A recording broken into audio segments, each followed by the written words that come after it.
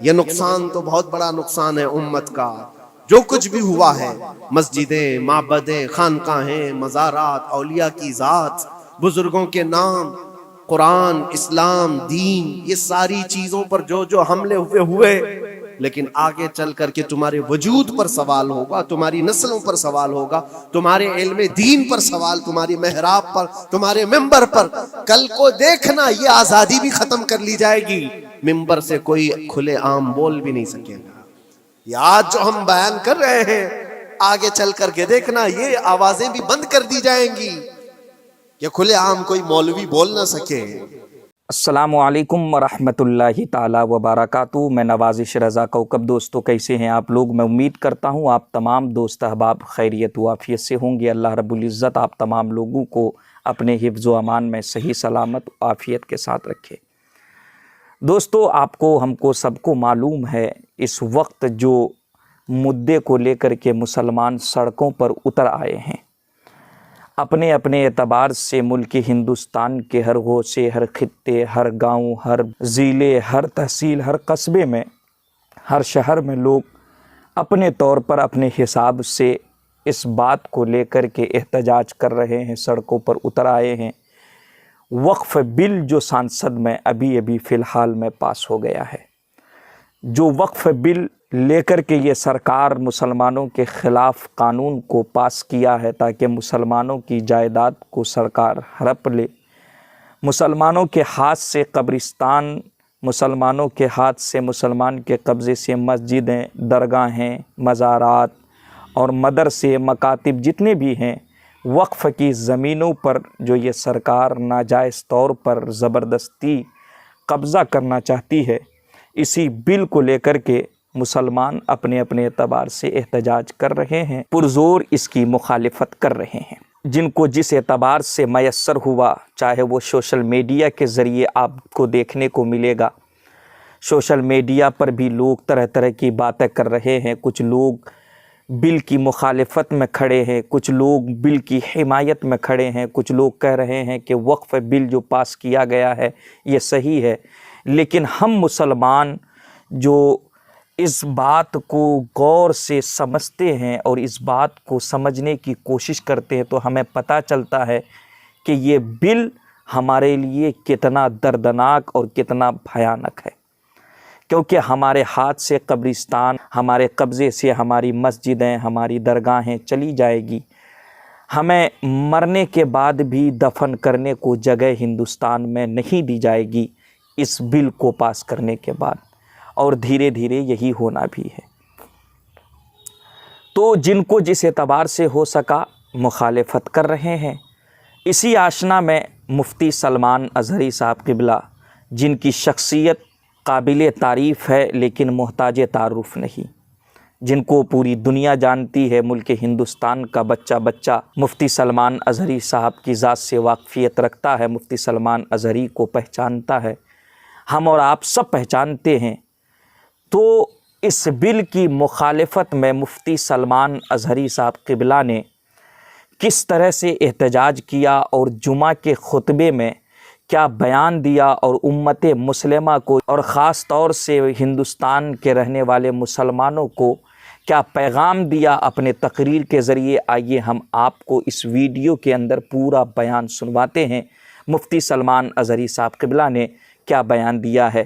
پورا ویڈیو ضرور دیکھیے گا، توجہ کے ساتھ ضرور سنیے گا. انشاءاللہ تبارک و تعالی مفتی سلمان اظہری صاحب کا یہ بیان مکمل اگر آپ سن لیتے ہیں تو آپ کو اس بل کی مخالفت کرنی ہے یا اس بل کی حمایت کرنی ہے، پوری بات آپ کو سمجھ میں آ جائے گی. آئیے سنتے ہیں سب سے پہلے مفتی سلمان اظہری صاحب قبلہ کا یہ بیان. برادران ملت اسلامیہ، السلام علیکم ورحمۃ اللہ وبرکاتہ.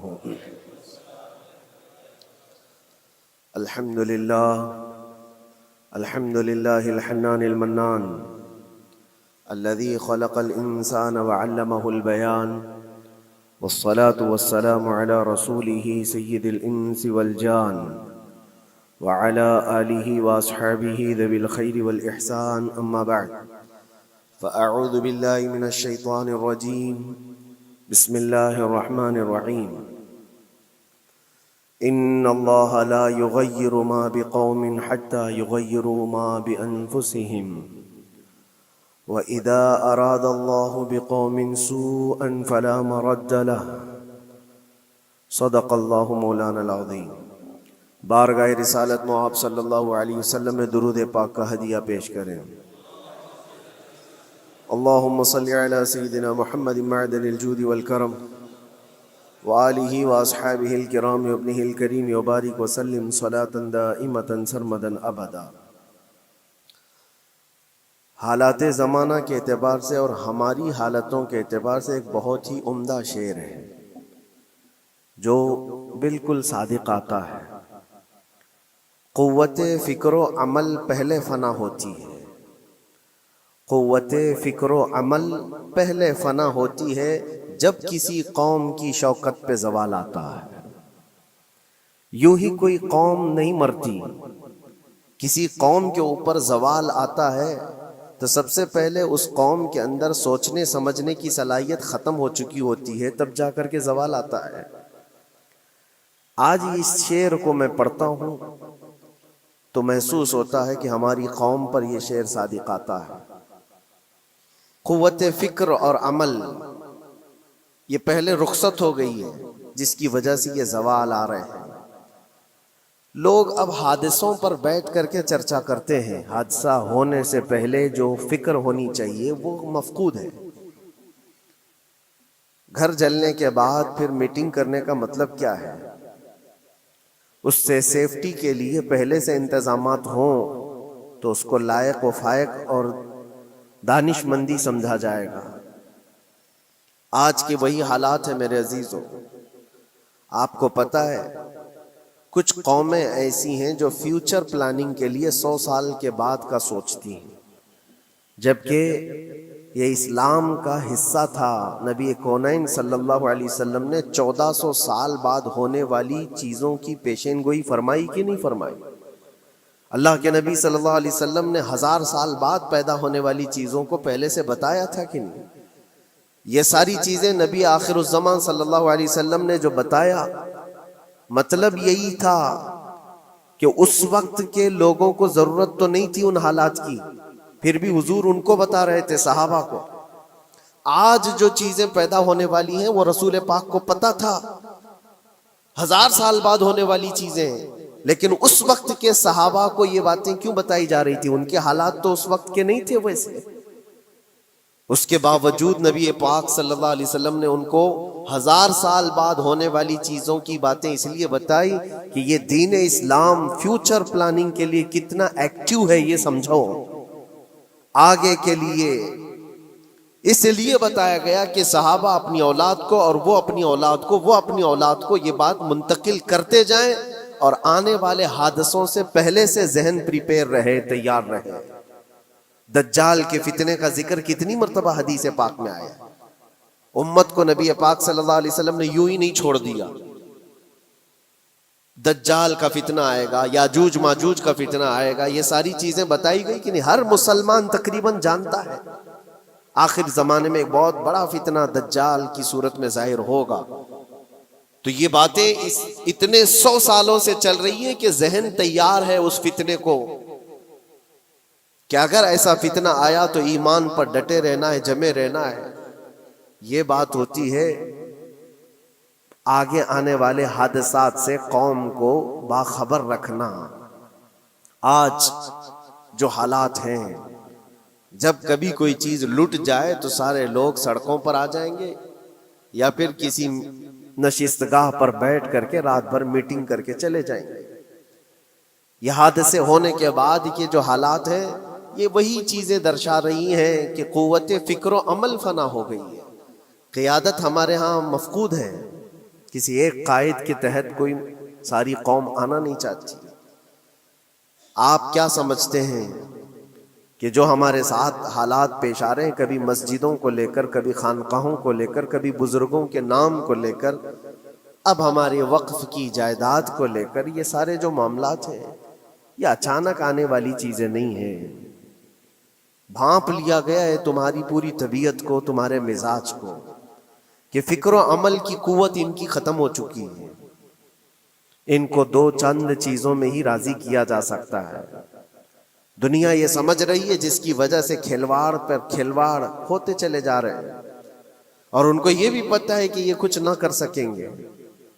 میرے عزیزو، آپ نا امید اور مایوس نہ ہو کہ ہم سے کچھ نہیں ہوگا۔ اللہ کریم چاہے تو ایک بندے سے بھی پوری دھرتی پر زلزلہ لا سکتا ہے۔